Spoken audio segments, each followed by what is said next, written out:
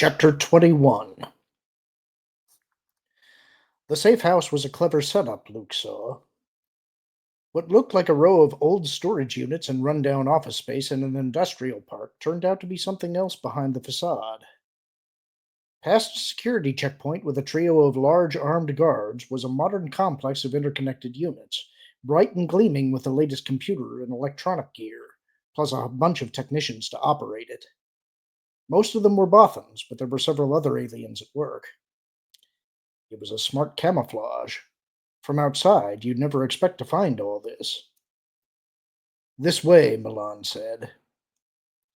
Luke followed the Bothan spy master down a gleaming corridor to a room with yet another armed guard posted at the door. Milan showed an ID, and they were admitted.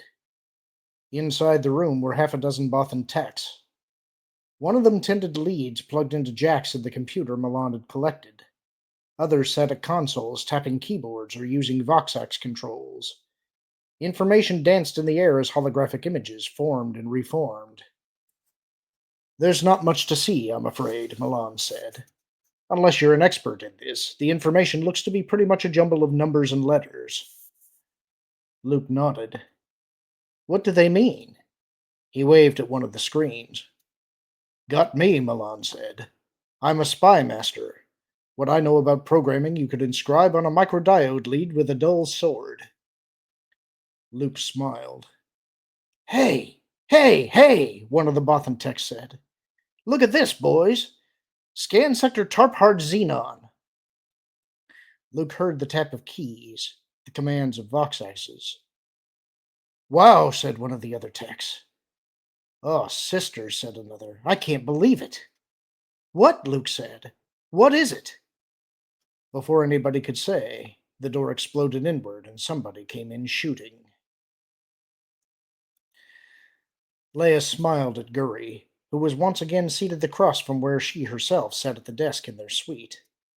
But the smile was to cover her puzzlement. According to the computer screen inset into the desk and the scanner that fed it, Guri was not human. What she was, the scanner program could not say. Care for some refreshment? Leia asked. Tea would be fine. 3PO, fix 2 cups of the special tea blend, would you please? Leia turned back from the droid and flashed her smile at Guri again. She caught the computer screen peripherally as she glanced at Black Sun's representative. According to the scanner, Guri's skin was around 10 standard years old. Wasn't that interesting?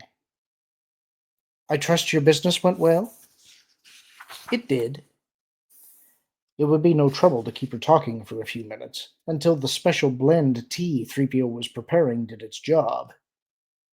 The sleeping potion he was installing into Guri's cup would put her out harmlessly for a couple of hours, during which time Leia and the others could make a closer examination of Guri's person and effects. This was the plan they'd agreed upon if the scan didn't check out the way it should. After a couple of hours, Guri would awaken and, if the potion worked as it was supposed to work, not remember having fallen asleep. Maybe they could figure out who and what she was during that time. At least Leia's instincts had been right. There was something odd about Guri. Very odd. 3PO brought the tea. Leia hoped the droid had gotten the stuff into the right cup. It would be embarrassing if Lando or Chewie had to come in and take over while she took a nap. 3PO had his back to Guri. Leia glanced at him. His left eye illuminator winked off, then back on. Leia picked up her tea and smiled again. When a man comes at you with a blaster spewing, you don't stand there asking stupid questions. Luke snatched his lightsaber from his belt, lit it, and whipped it up in a right inward block as he slid to the side. A blaster bolt splashed from the blade in a shower of red and orange sparks. The air stank suddenly of ozone.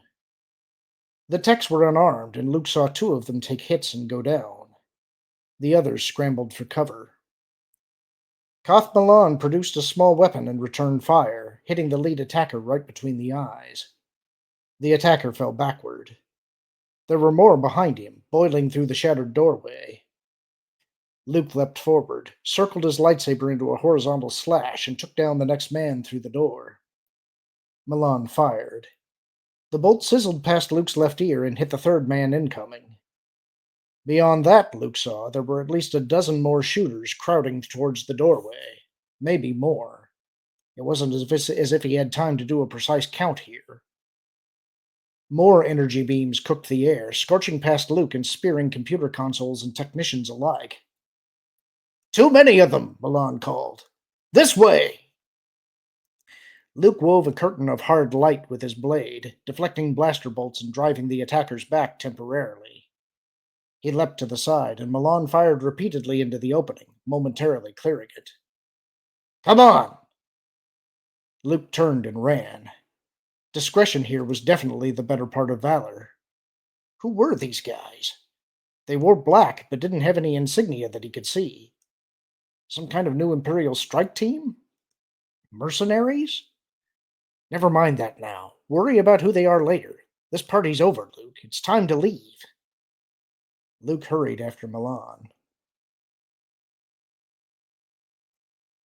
After 20 minutes of small talk, Leia realized the sleeping potion wasn't going to work. It was supposed to take 5 minutes, 8 minutes at the outside if you had the constitution of a rock. Guri continued their diplomatic back and forth without any apparent effects from the powerful potion. Maybe 3PO had fouled up somehow? Not put the stuff into Guri's cup? The computer was still processing information and displaying it for Leia. The person sitting across from her breathed air and her heart pumped blood, but the lungs weren't normal, and neither was the heart. The muscles under the supposedly 10-year-old skin weren't made of any tissue the scanner could recognize. Her body temperature was 10% cooler than normal. A human that cold would be dead. On visual inspection, Guri looked like a perfectly normal and attractive young woman in her early 20s. According to the scanner and computer, she was not human, nor was she any of the 86,000 alien species it was designed to recognize. Nor was she any kind of standard droid. And she was, it seemed, immune to a sleeping potion that should work on anybody human. What was going on here? No doubt about it, this was a problem, and not one that Leia had anticipated. Now what were they going to do? Guri helped her resolve the problem. She said, "All right, Leia Organa, I think this has gone on long enough." "Excuse me?" Guri held her empty container cup. As Leia watched, she squeezed the heavy ceramic mug in one hand. Her hand shook a little, but the cup shattered into tiny bits. Guri smiled. "I can do that to your head if I wish. You probably have a weapon hidden somewhere, but I warn you, I'm much faster than you, and if you attempt to reach your weapon, I can get to you before you get to it." Leia played it out. "Suppose I believe you. What do you want?" "You are going to accompany me from this place.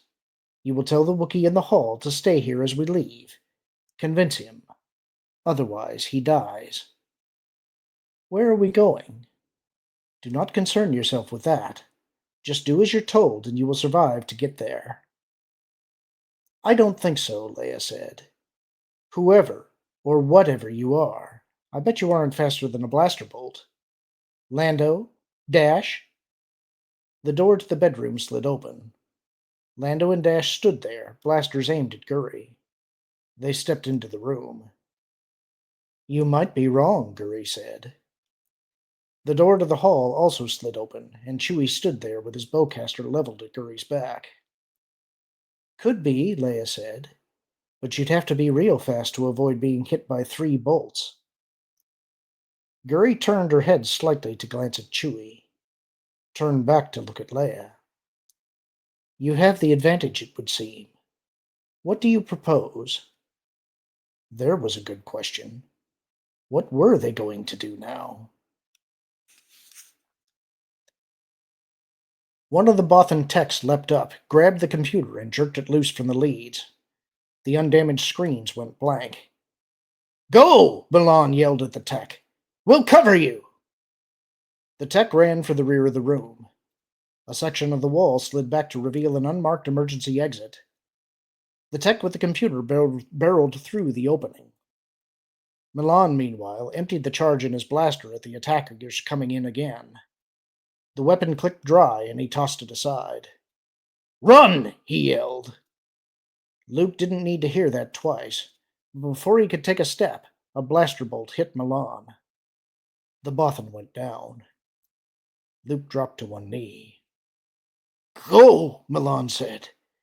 "Leave me! Get out!" Luke saw the black-clad attackers stream in. "You didn't leave your wounded comrades in battle." He stood between Milan and the incoming tide. "Idiot! Leave!" Luke chopped the blaster from the hand of the first man to reach them. Wondered briefly why the man didn't cook them, but had no time to reflect on it as 5 or 6 more shooters came in. "Luke," Milan said. "Thanks. Luke glanced down. Milan went limp and his eyes rolled back, showing only the pale sclera. A final shuddery breath escaped, and he was still. Dead. The number of men crowding into the room increased. There were 10, 15 of them now, all pointing blasters at him, but not firing. "What?" "Turn off your saber," one of them commanded in a rough voice. "You can't win." Luke looked at the speaker. The figure stood in the shadow, was hard to see until it stepped out into the light. The reptilian alien was about his height, covered with black scales, with a mouthful of pointed teeth. Definitely a meat-eater. He thought he recognized the species as that of a barabel, but he wasn't sure. He hadn't seen a lot of them. Barabels didn't leave their homeworld very often. Luke saw that he didn't have a chance, even using the Force.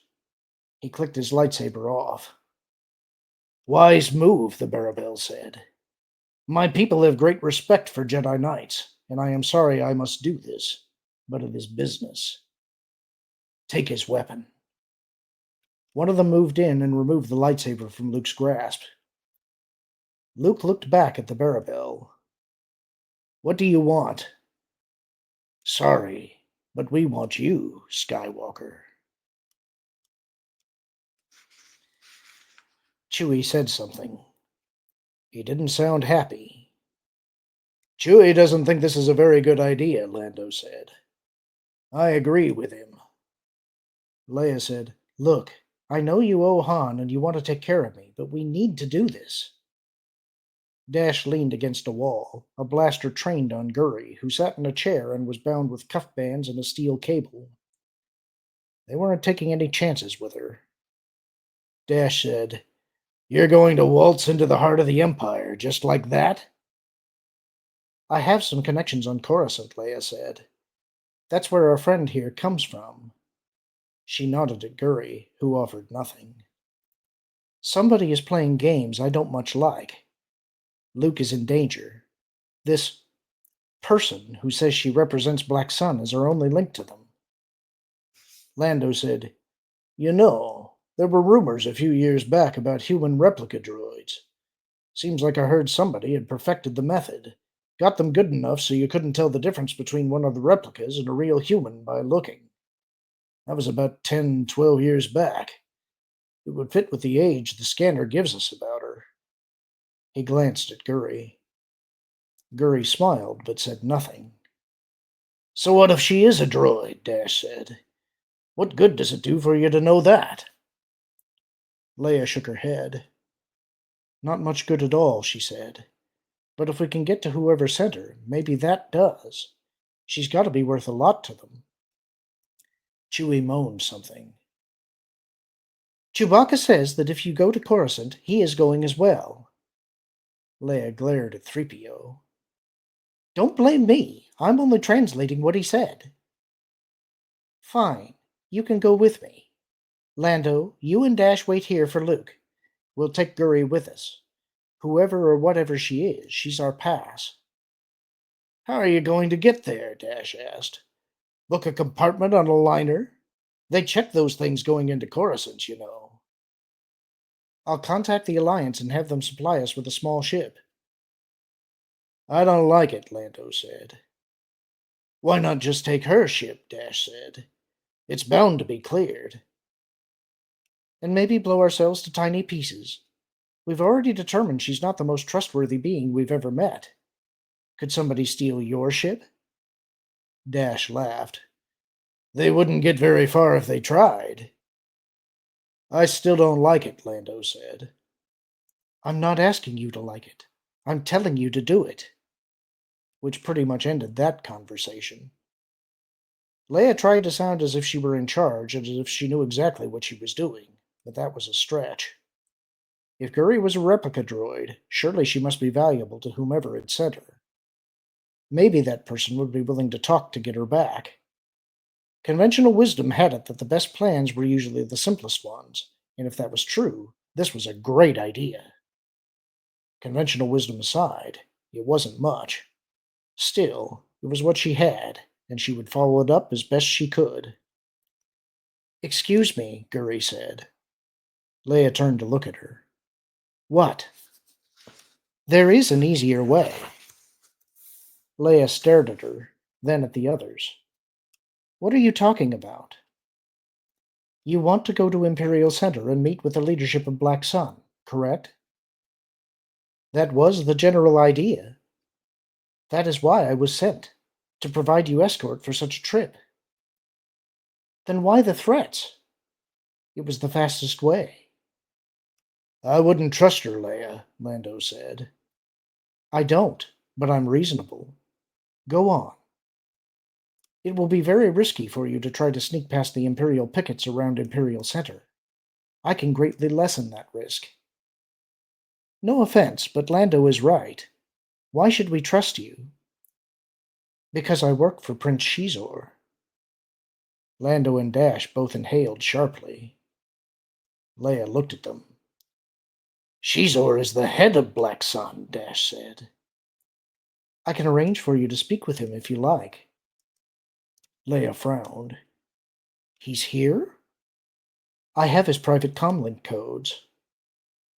I don't like this, Lando said. He waved the blaster. Lando didn't much like anything lately. Chewie growled and harned. Neither did Chewie like it. You are wanted by the Empire, as are your companions. I can arrange disguises, get you past customs and straight to the Prince, Guri said. It would eliminate much of the risk. Leia sighed. It sounded reasonable, despite Guri's attempt to capture her. All right. We can at least listen to what your master has to say. Before the others could protest much, she waved them silent. May I stand? Guri asked. Yes. Guri came to her feet in a smooth motion. Dash, unbind her, Leia ordered. There is no need, Guri said, smiling. She flexed her arms. The bands around her wrists popped as if they were made of cheap plasto. She took a deep breath and strained. The cable around her shoulders gave a metallic groan, stretched, then snapped. Oh man, Lando said. Guri moved to the room's comm, waved her hands at it. A few moments passed. Then a deep masculine voice said, Yes? Guri, Highness. I have Princess Leia Organa here. She would like to speak with you. Where's the image? Lando asked. My master prefers not to send it out, even on a shielded channel, Guri said. She looked at Leia. Leia said, Greetings, Prince Shizor. Ah, Princess Leia. How delightful to make your acquaintance at last. His voice was compelling, at least. Your droid here says you wish to see me. Indeed. I have information that might be of use to you. Concerning? The attempted assassination of Luke Skywalker. A friend of yours, is he not?